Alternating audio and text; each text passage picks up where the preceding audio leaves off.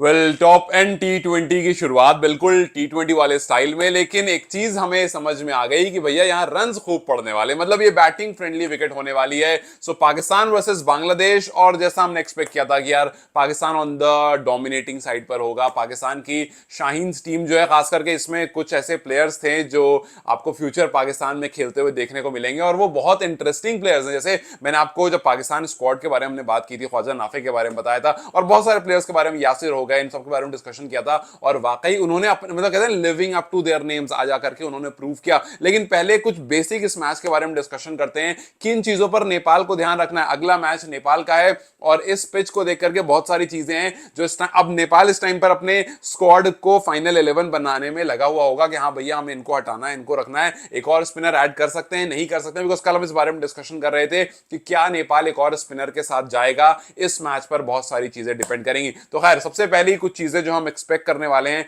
आने वाले इस पूरी सीरीज में, कि भैया आपको ज्यादा से ज्यादा बैटिंग विकेट मिलेंगी, तो आप हाई स्कोरिंग रन देखोगे। लेकिन हाई स्कोरिंग का मतलब यह नहीं है कि आप 220 230 पड़वा दोगे।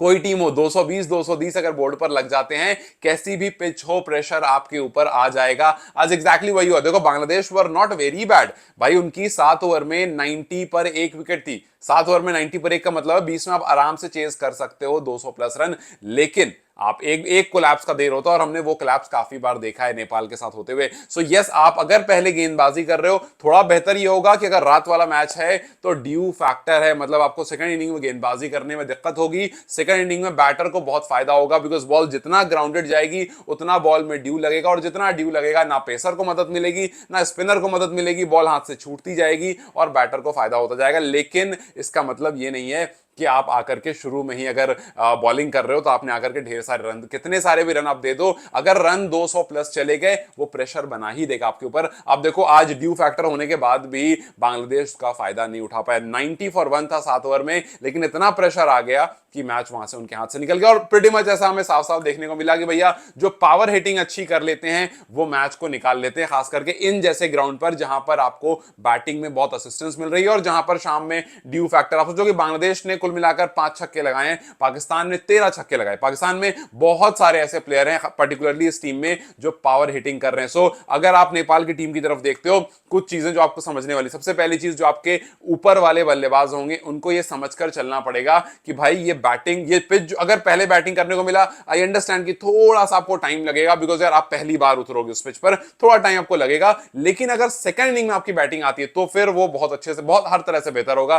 पहली चीज, अगर ड्यू फैक्टर मोस्ट प्रोबेबली ऐसा ही दिखने वाला है जैसा हमें आज दिखा है, अगर ऐसा ही दिखेगा सेकंड इनिंग में आपको बैटिंग करने में फायदा होगा। दूसरा फायदा सेकंड इनिंग में खेलने का, कि भाई आप सबसे पहले पूरा एनालाइज कर लोगे, अपने सामने पिच को हरकत करता हुआ देख लोगे। आपके बॉलर्स को पता चल जाएगा बॉल डालने पर कहां जा रही है कहां नहीं जा रही है, आपके बैटर्स को पता चल जाएगा आसपास जो खड़े रहेंगे, जो विकेट कीपर रहेंगे, कि भाई बॉल किस तरह से हरकत कर रही है और कहां से क्या कुछ हो सकता है। सो सेकंड इनिंग अगर आपकी शुरुआत में आती है पहले मैच में, तो वो काफी हद तक बेहतर होगा। लेकिन बॉलर्स को कुछ समझना पड़ेगा भाई, बॉलर्स को वेरिएशन बहुत यूज करने पड़ेंगे। आज बांग्लादेश के बॉलर्स से सबसे बड़ी गलती क्या हुई, उन्होंने स्लोअर बॉल यूज नहीं करी, उन्होंने स्लोअर बाउंसर्स यूज नहीं करे, वाइड यॉर्कर्स यूज नहीं करी, आप उनमें वेरिएशन देखोगे ही नहीं।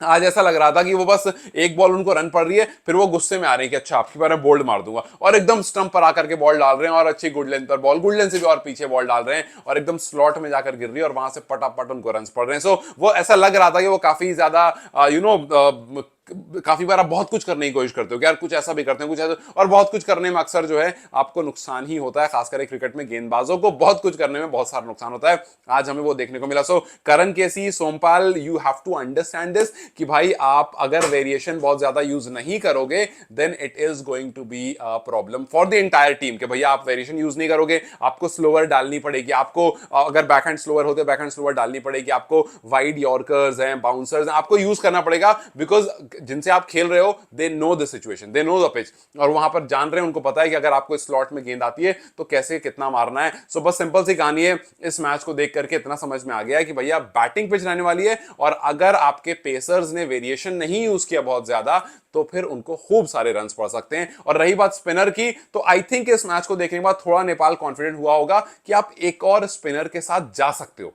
एक और स्पिनर अपने पास आप रख सकते हो। नहीं, आपको स्पिनर को बहुत असिस्टेंस नहीं मिलेगा। हालांकि मसूद को थोड़ा बहुत उनके थर्ड ओवर में, जो 15th ओवर था जहां पर उन्होंने मिडन विकेट ओवर लिया, वहां पर उनको थोड़ा असिस्टेंस मुझे दिख रहा, 2-3 बॉल पढ़ करके बाहर की तरफ निकली, लेकिन यू डोंट नो कि कितना ज्यादा हेल्प मिलेगी। स्पिनर को बहुत हेल्प नहीं मिलने वाली है, बट स्पिनर फिर भी वहां पर वेरिएशन क्रिएट कर सकते हैं। और आपके पास अच्छी बात यह है कि एक और पेसर एज अ गुलशन आपके पास है, तो आप नंदन, सोमपाल और करण के साथ जा सकते हो। और उसके बाद आपको आपका एक ऑलराउंडर है ही गुलशन, उनके साथ आप ये सोच सकते हो कि भाई संदीप के साथ एक और स्पिनर हम रख सकते हैं, क्योंकि वो आपको हेल्प करेगा डिपेंडिंग ऑन द सिचुएशन कि भाई आप पहले बैटिंग कर रहे हो, टॉस पर आपको पता चल जाता है कि भाई क्या कुछ हो रहा है, कैसे हो रहा है। लेकिन आई थिंक एक और स्पिनर साथ नेपाल जा सकता है, बिकॉज ऑस्ट्रेलियंस जो है वो बहुत अच्छा भी नहीं खेलते हैं, और ओवरसीज अगर आप एशियन कंट्री से नहीं खेल रहे हो तो फिर भी थोड़ा सा एज होता है कि आपके स्पिनर को यूज कर सकते हो। बट देखना भी होगा कि किस तरह से आपको और किसको यूज करोगे, कि आप एक और स्पिनर यूज करोगे या आप एक और बैटिंग यूज करोगे। आपका स्पिनर्स ऊपर से भी हैं,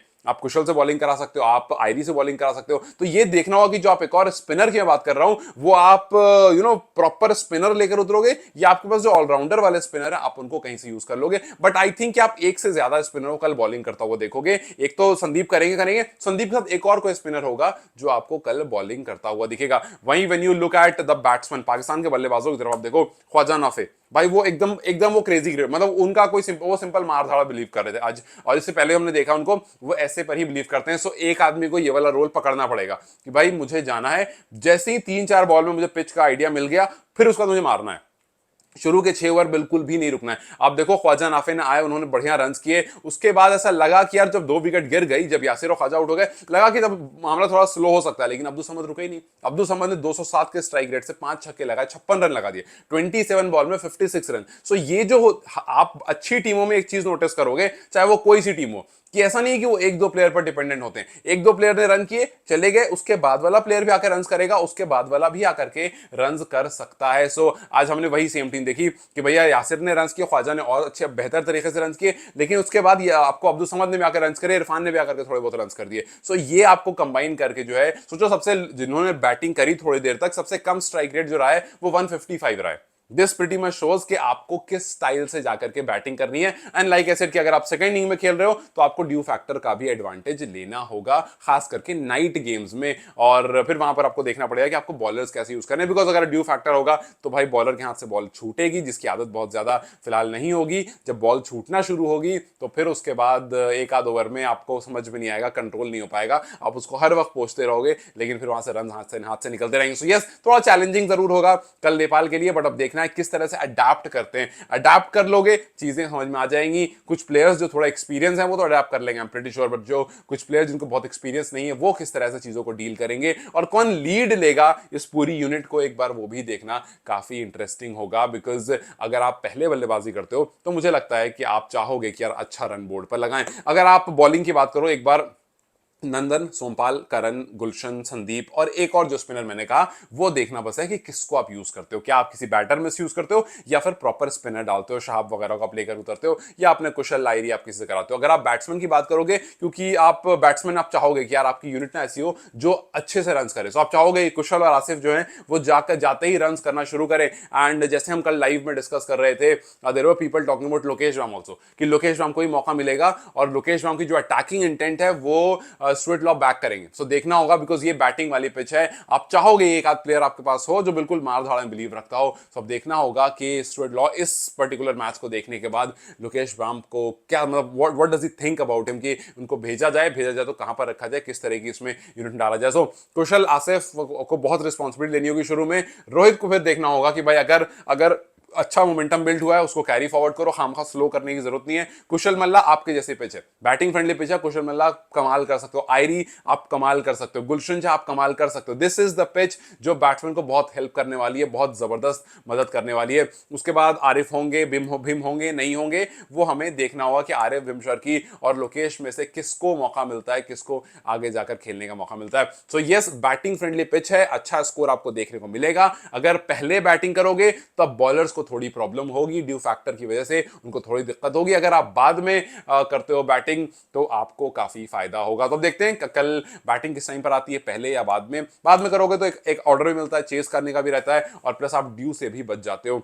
सिर्फ इसकी मैं बात कर रहा हूँ नाइट मैच की, मैं डे मैच की बात नहीं कर रहा हूँ, सिर्फ नाइट मैच की ड्यू फैक्टर की बात कर रहा हूँ। खैर लेट्स जस्ट सी कि नेपाल इस मैच को देख करके क्या कुछ अलग कर सकता है, क्या कुछ सोच सकता है। उसके बाद फिर हम उस मैच को देखेंगे एंड देखेंगे कि क्या हमें बांग्लादेश वाली परफॉर्मेंस देखने को मिली या फिर पाकिस्तान वाली। खैर आपके हिसाब से what do you think about this match के इसको देख करके नेपाल अपने पूरे ओवरऑल ऑर्डर को किस तरह से डिजाइन करेगा, मुझे कमेंट सेक्शन में जरूर बताएं। Till then you guys take care, I will see you very soon, bye.